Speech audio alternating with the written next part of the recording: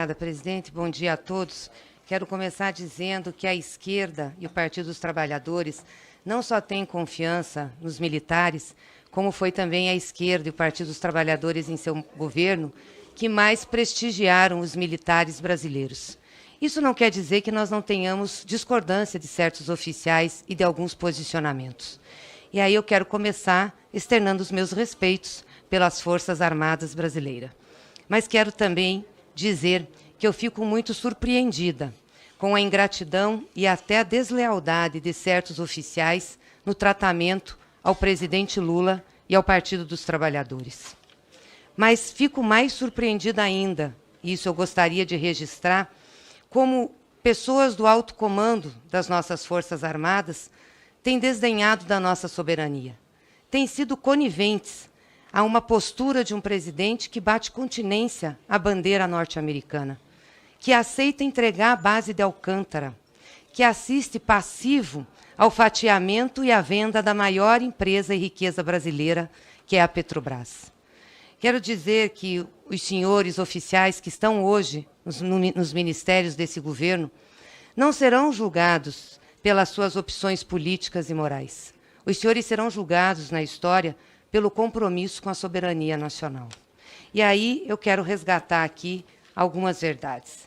A primeira é que a nossa Constituição cuidou de deixar claro o papel das instituições, afastando as Forças Armadas da política. É grave que alguns generais ecoem e até pautem o discurso do presidente contra as esquerdas, os movimentos sociais, o Partido dos Trabalhadores, falseando o modo como o PT se relacionou com os militares.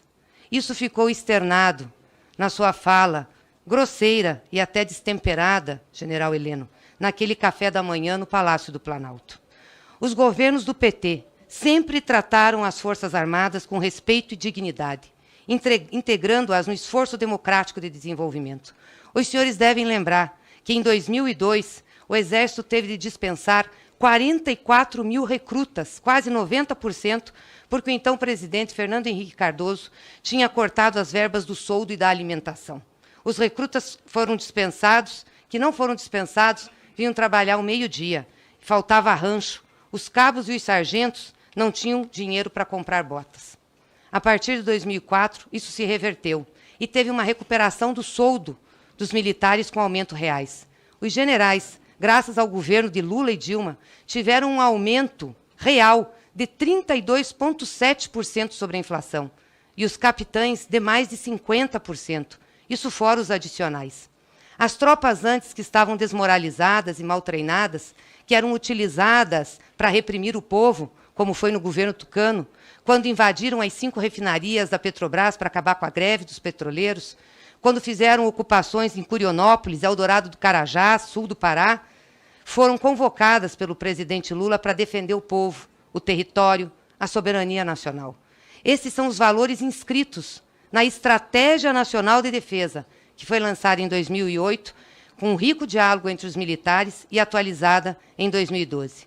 Para cumprir esses objetivos, o orçamento da defesa do nosso país passou de 33 bilhões para 92 bilhões nos governos do PT. O Brasil, um país que há 150 anos não tem conflitos de fronteira, passou a ter a 11ª posição em investimentos militares no mundo. Contratamos o satélite geoestacionário de defesa e comunicação.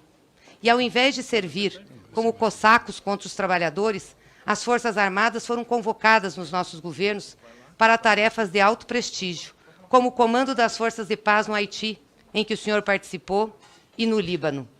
E, além disso, vários outros investimentos foram feitos no nosso governo. Nós iniciamos nos nossos governos a construção do submarino nuclear, dos submarinos convencionais, navios patrulha e mísseis antinavios. Renovamos a frota de helicóptero, investimos 4,5 bilhões para a Embraer desenvolver o cargueiro KC-390, um sucesso mundial, e contratamos os caças Gripen, escolhidos pela aeronáutica, com critérios técnicos, com transferência de tecnologia. Fizemos muito junto com as Forças Armadas. Defendemos o nosso território e a nossa Amazônia. Desde a redemocratização do país, eu gostaria de saber qual foi o governo que melhor tratou as Forças Armadas durante esse período. Eu não tenho dúvidas que foram os nossos governos, em investimento, em respeito e em consideração. Por isso eu não consigo entender. Por que tanto ódio? Por isso eu não consigo entender a perseguição. Por isso eu não consigo entender a ingratidão em relação ao presidente Lula e aos governos do PT. Não adianta dizer que é corrupção.